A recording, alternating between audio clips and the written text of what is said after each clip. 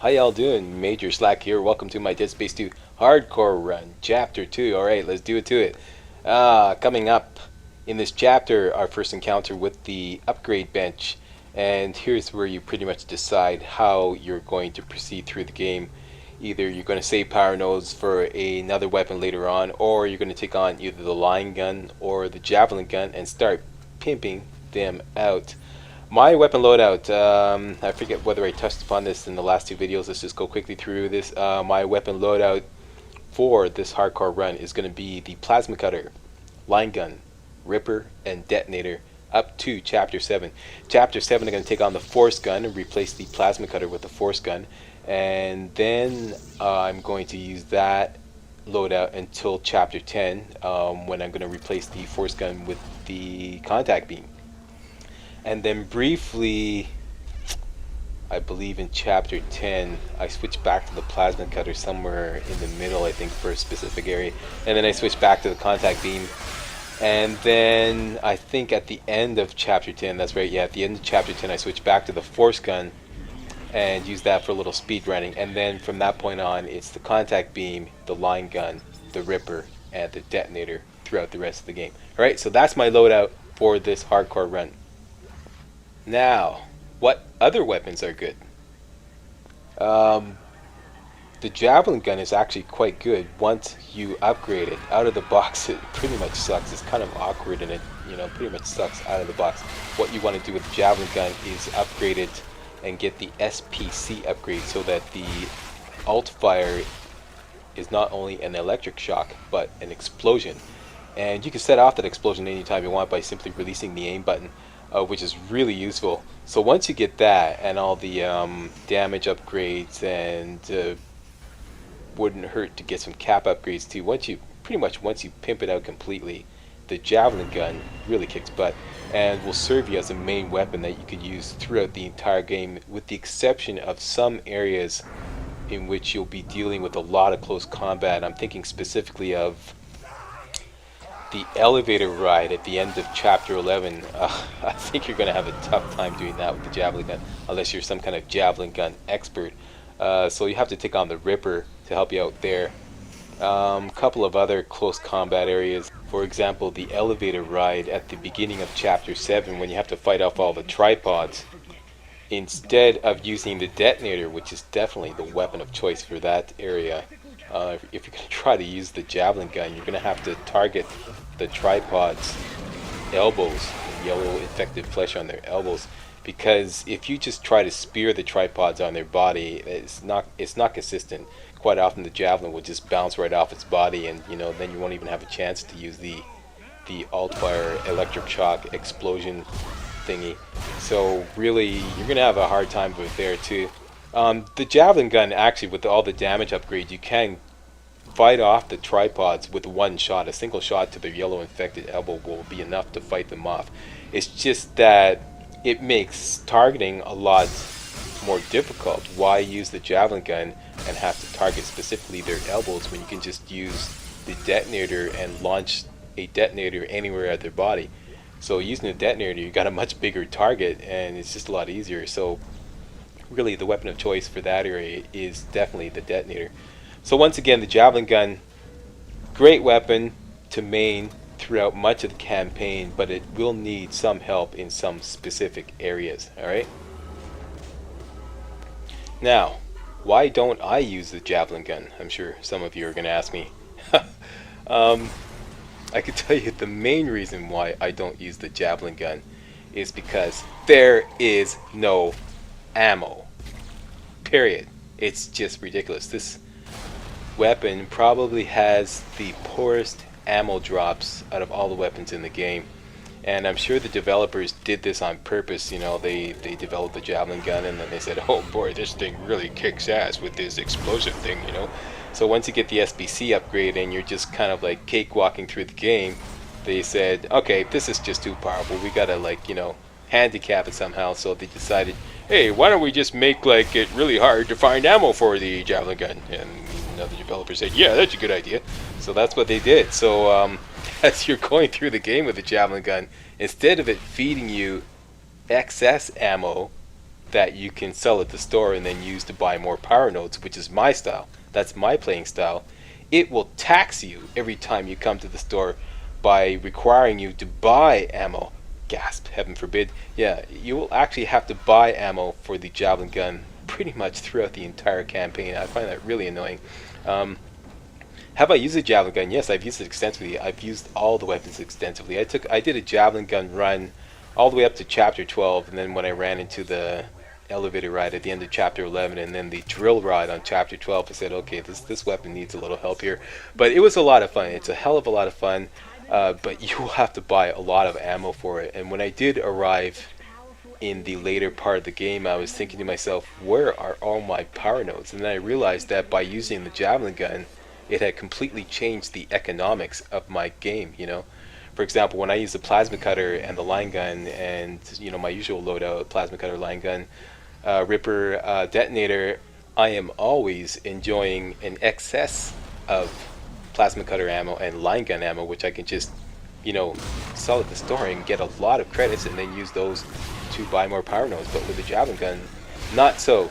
So that is one of the main reasons why I don't use the javelin gun. It's a great toy, but it's an expensive toy. So that's just not my style. I like to play economically, as many of you know. That's my main criteria when it comes to how to play a video game. It's all about economics. For example, this part here, this slasher playing possum here in the leaper that spawns shortly afterwards, just off to the left there. You could go at them with the line gun, you know, maybe take a couple shots to take down the slasher and a couple more shots to take down the leaper, but not for slack. That just won't do for me. I committed myself to replaying this part over and over again just to get it so that I could take them both down with a single timed mind. That's the way I, you know, pretty much go through the whole game. I replay every single part of the game until I figure out how to do that specific area, an enemy, a group of enemies, whatnot, with using the least amount of ammo possible. That's the way I like to do things. Within reason, mind you. Within reason, you know. There's also a fun factor involved. You know, I don't like completely ignore the idea of having fun while playing video games. You know, but most of the fun is for me is like I said.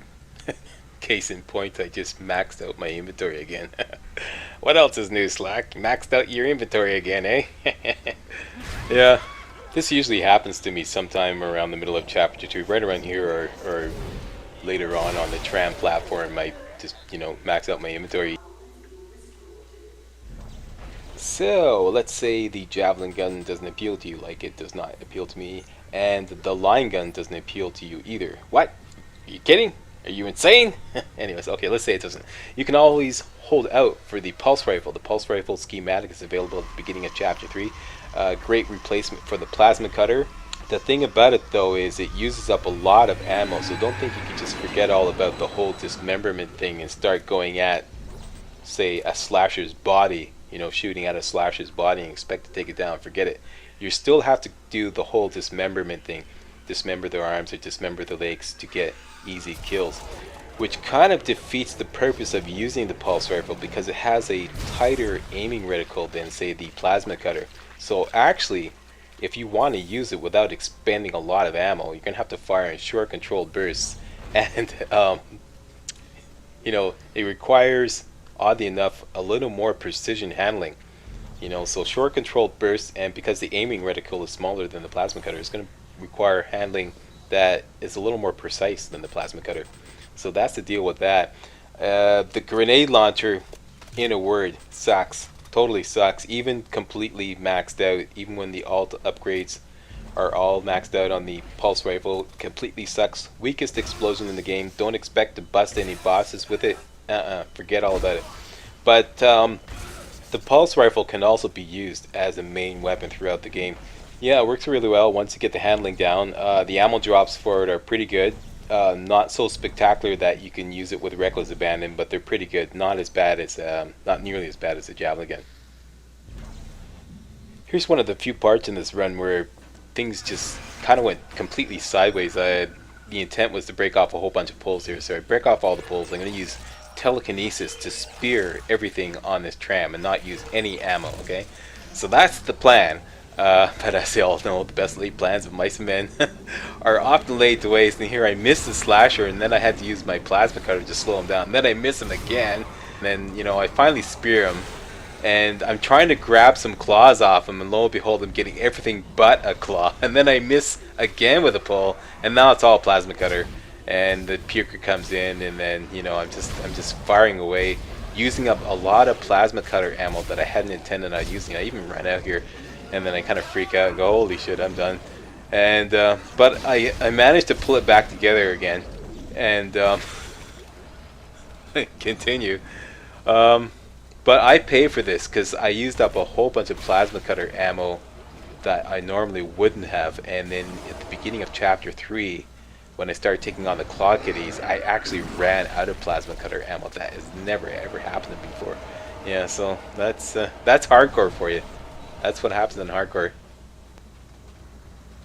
So we're coming up to the part here where you have to fly through the air from one tram to the other, and in case you don't know by now, the easiest way to do this is to simply fly low all the way, and you avoid all the debris that could potentially smack into you and turn you into a paintball splotch on your computer screen or your TV screen, however you're playing, either on the PC version or the console version. I'm playing on the PC version. And then into the next car we go. And once again, Slack has worked out a way to do this area the most economic way possible. You just wait for the slashers to spawn there, and then just whack that exploder's explosive sack, and you take them both down with a single plasma cutter shot. And then you just grab a claw off this guy and spear that guy down. Normally I would have taken the time to grab another claw off the other slasher and spear him dead using no ammo whatsoever, but I'm probably feeling a little trigger happy after almost buying the farm in the previous tram, you know, like trying to use the poles and whatnot and then missing, and then, you know, running out of ammo. So I'm feeling a little trigger happy, and I'm thinking, okay, just use some ammo, Slack, you know. Yeah. Coming up next, the tram is gonna crash, and then it starts skidding to a halt, and then it smashes through a warehouse or something, and Isaac falls through the end of the tram, but his ankle gets caught up, and then he's hung upside down. And then you have to do the hanging upside down part of the end of chapter 2, in which you have to fight off all these necromorphs while hanging upside down. And all the enemies that spawn in this area they spawn pretty consistently, and there's also some spikes here you can use to your advantage. And that gray suitcase just off to the right there, off to the right there, can also be used to your advantage. This happens pretty quickly, so I won't be able to do a play-by-play commentary of every single move I'm making here. But if you want to know exactly the strategy I'm using here, I describe it in detail in my Dead Space 2 strategy guide. That's right, I've written up a complete strategy guide for this game. It covers the single-player campaign, covers all the enemies, covers all the weapons, and it's on sale right now for the low price of $9.99. Yeah, check it out. There's a free downloadable sample chapter if you like, if you want a little taste test. Also, a lot of people have asked me, how can we donate to you, Major Slack? And that's where you can donate. Buy my ebook, Dead Space 2 Secrets, now available.